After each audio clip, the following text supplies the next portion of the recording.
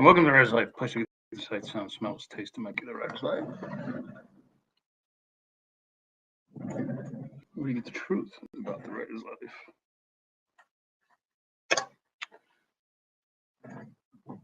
And the whole truth, nothing but the truth.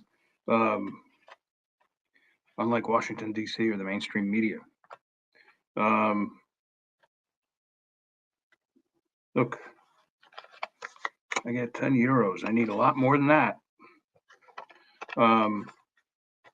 Subscribe, punch the like button, tap the bell for notifications so that you do not miss out on one single unbelievably exciting video.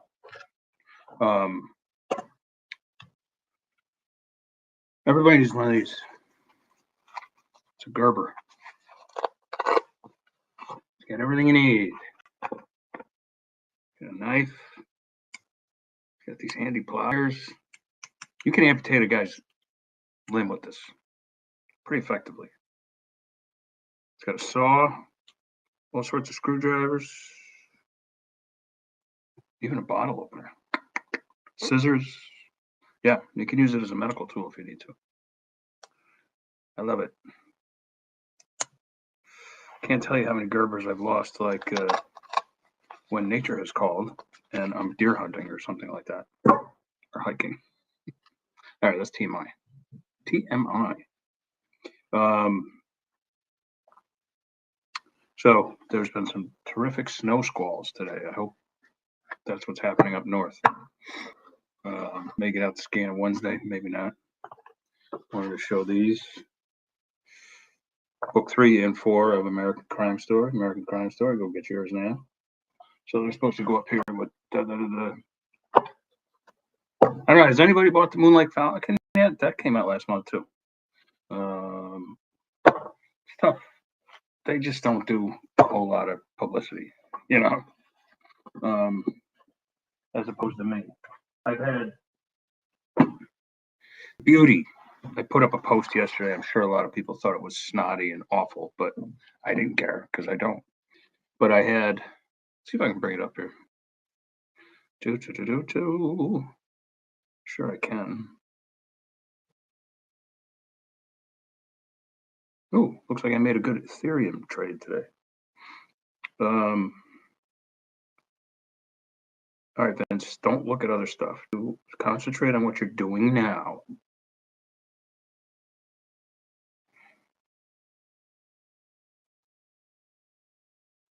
Ain't it? Oh, can't show that. Personal stuff. Me and my ex.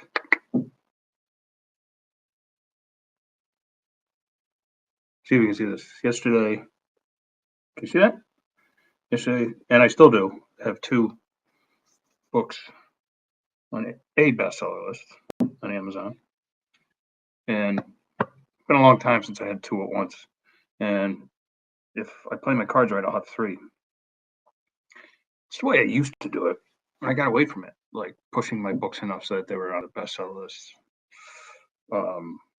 And the whole reason to be on those is that you get the exposure, a lot more eyes see them, and Amazon's algorithms help you a little bit more and stuff like that. So, so it helps. It's not, I mean, if you want to brag about it, I mean, I brag about it, but I mean, it's not that big a deal. All you need to do is sell like 40 or 50 books, like in a day or 2, through your marketing efforts, and and if it's still within the first 90 days of Kindle Select, you'll get on there. And remember, after 90 days, take it off and go wide. Or if it's really killing it if it's killing it with reads, then maybe you want to keep it in for one more session, but no more than that. So anyway, I was cruising through the grocery store the other day on my way to the bar for a drink, and I ran into this guy I went to military school with. Like, he was like a year older than me, I think, grade older, maybe 2. Just like it's funny how like you don't see somebody for like 35, 40 years or whatever it is, 30, a long time. How much like everybody changes and they end up looking like you remember the way you remember their dad. You know, I'm sure same for me, right? But like it was the classic, like the guy saw me and like was like, I'm gonna go this way, you know. And I'd always known him as a decent egg, you know, whatever. I'm like, oh, the guy's gonna fucking duck me. So whenever that happens, I can't help but grin on the inside, maybe even on the outside. And I was like, I'm gonna catch up to him. And I'm gonna, you know, hey, you know, people hate it. Fuck. So like, yeah, so like follow him outside, and doesn't he park right next to my Jeep? Has, you know, he's parked right next to my Jeep, I should say. So I'm like, Beck, you know, like he turns around. Yeah, good to see you. And I can see it in his eyes. I could see it in his eyes, that look that so many of my old friends will give me now. Um, Not my college buddies at all, because we don't give a shit what people do for a living, but mainly from high school. This high school I went to, this military school. You know, I'm starting to realize that, like, wow, it was a lot of brats went there. A lot of, you know. Anyway, rich brats, spoiled brats, of which maybe I should be included, but I got out of all that. Anyway, but he's like immediately like, "Oh, I just spoke with one of your classmates, and he's retired, and he's got a house in South Carolina and Maine." And I wanted to immediately say, like, I retired 25 years ago, asshole. If you want to go that route, you know. But I was just like, "Oh, great, he's a good guy. Great, tell him I said hi, whatever." And he's like, "Are you still writing?" You know, and that's like when you know they're trying to dig at you, because like if you're living under a rock, you know, or you just don't read the New York Times, or you don't read, you know, you don't read at all, you follow books, you don't, you know, you'd have to be, you know, and maybe this guy doesn't. He's never had much of a personality, and I don't think he's the type to sit down and read a book unless, you know, unless it's like about something like being an accountant or something. I shouldn't say that. He inherited his father's business, which is a very lucrative business. I'm not going to tell you what it is. Um, so he's in his 60s, and I'm sure he's made all his money. I give him credit for still working, but what else is he going to do? But anyway, I love that. Like, like I almost did the. No, I work for the sanitation department now.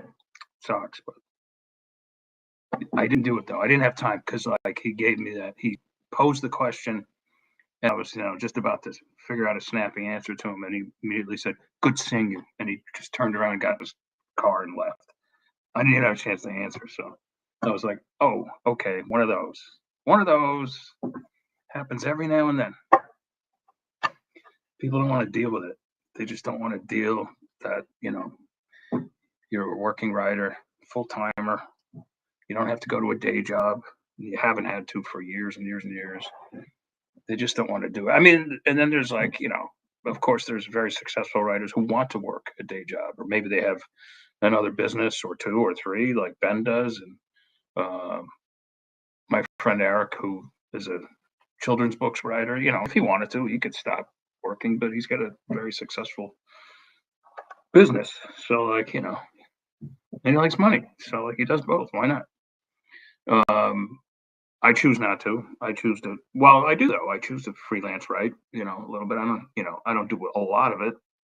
I probably should do a little more than I do, but my own bare media's got me so busy that I just don't have time for it. And this is where the money is. Even though it takes a little time, this is what, you know. And I borrowed a little from my line of credit, but not much. Not like you'd have to borrow for a real business, say that has merchandise and stuff like that. That for that you'd have to borrow minimum probably mid six figures. You know, I borrowed to get Bare Media off the ground. I borrowed about maybe 10,000, something like that. You know, and I just pay a little bit on it every month. You know, I don't even worry about it. Um, So you can't ask for a better startup cost. Some people start these things up for nothing. But at the time, I was still using very expensive editors and very expensive art people. Um, they're good, and they're worth the money. But I soon discovered that now with Grammarly and some other AI tools, I don't necessarily need that kind of attention that they were giving me anymore. I just don't. And I found actually a better um, artist in Europe. So for like a fraction of the cost, and they offer much better customer service. Not taking away from this guy because he's done some great. The old guy, he did some great covers for me. Like for instance, the Shroud Key, which is awesome. But these people do terrific work for like almost nothing. So like my books now, as opposed to then, like that was what I spent most of my 10 grand on, getting a whole bunch of properties out, having them edited, formatted, and the art done. But now with $10,000, I could probably put out 100 books or something, more. I could put out 200, 250 books. So anyway, discovered what I discovered when I discovered it. Does that make sense? Also, I stopped with the dev edits because I don't want dev edits. I don't need them. All I need is a clean copy edit. That's all I need. Because I can't spell worth a shit. That's all I need though, is a copy edit. And that's all I used to tell this other person too. Like, just give me a copy edit. I don't need anything else. But she's a sweetheart, and she'd say, "Well, like, what about this? Maybe change this a little bit." And I did it for you, and all that. And I'd be like, "Don't do it for me, please." But she was just thinking about my best interest, so I appreciate it. But anyway, um, so anyway, that's it just. So anyway, to get back to what I was fucking saying before, so like I had Border Crossings came out yesterday. I put the newest Steve Jobs up in a bargain booksy, and that immediately went down to like below 10,000 for an overall Amazon ranking. And so like I had like two books and on a couple of lists at once, and I was just like, and I put up a post. I was like, best thing I ever did was start Bear Media, because I have total control of my marketing and total control of everything. And like, do you think a traditional publisher, a legacy publisher, would take the time and the expense to push my book like that after 6 weeks? No, not at all. And at the same time, I'm watching some of my colleagues like take pictures of their books like in the bookstore, and I'm just like shaking my head, which is cool. I mean, God bless them. One of them in particular, I'm a big fan of. But I'm like, at this stage of the game, dude, forget it. Like after 6 weeks, going to be gone. Your advance, if it hasn't been spent already, you're probably not going to see much more of it. Maybe you'll sell movie rights, who knows? But even then, I see a lot of people selling their movie rights for zero.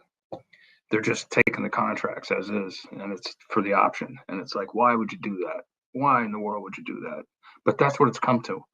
So the answer is to start your own company and do your own thing. That is really the answer. And now, like, okay, so I'll just give an example of the finances of it. So like, for instance,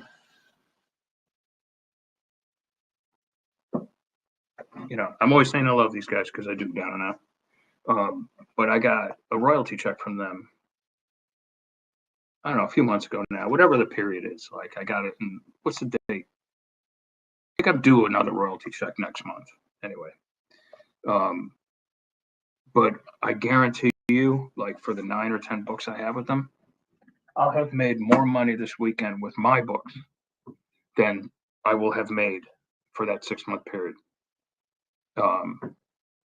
I will have made more money with my books this weekend alone than I will have made, that I would have made in 6 months with them.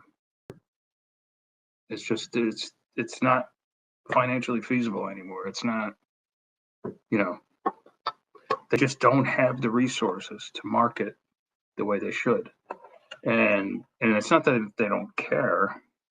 They have a stellar list of authors, but they just can't, they just basically throw the book up against the wall, see if it'll sell. And it's not gonna. They're not even in all the bookstores. So what's the point? You just gotta you gotta move on from it. And it's kind of like, okay, so like the big thing last week was the Bitcoin ETF came out, right? And some people, boomers especially, and some Gen Xers are just scratching their heads like, what is this Bitcoin, and crypto, and I can't, it's got to be a scam, and there's nothing like the almighty dollar. And it's like, dude, if you're going to rely on dollars, you're going to lose money every single day, every day. Have you noticed, dude, that every year you need to make more money just to stay even, just to afford basics? Every year you need more money. But if you switch from dollars to Bitcoin, you are going to make, you're going to make 140% on average per year. Now that is far and above inflation. In fact, Bitcoin's deflationary. So that's why I am slowly shifting, actually kind of rapidly, from basing from measuring my basic finances in terms of the US dollar to Bitcoin. But that's for a whole nother video, for a whole nother time. And if you're thinking about getting into Bitcoin, now is the greatest time, but don't trust me. Trust your own judgment. This is not financial advice. I am not allowed to give financial advice because I am not an accountant. Thank God. I'm a writer. And I don't know how good I am. I guess I'm good. The awards say so, but a full-timer at that. All right, so speaking of which, I got to get back to it. Tomorrow's a holiday, so I can't ski tomorrow, but I will probably ski on Wednesday morning if I can. This is my dad's old Craftsman measuring tape. Still works quite well. This has got to be from the 80s.